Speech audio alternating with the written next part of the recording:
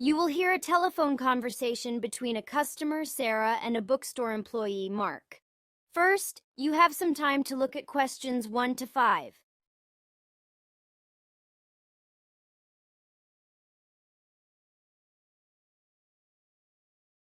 Hello, is this the Bookworm Bookstore? Yes, it is. How can I assist you today? I'm looking for a specific type of book. I need a recommendation. Of course. What genre are you interested in? I'm into mystery novels. Do you have any recommendations? Absolutely. We have a great selection of mystery novels. Are you looking for anything specific within the genre?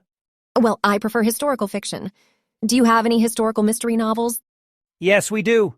We have a new release called The Secret of the Manor by Emily Collins. It's a historical mystery set in Victorian England. Would you like me to reserve a copy for you? That sounds perfect. How much does it cost? The price for the book is £18.50. Great. When can I pick it up? We can have it ready for you by Saturday. Will that work for you? Yes, Saturday works fine.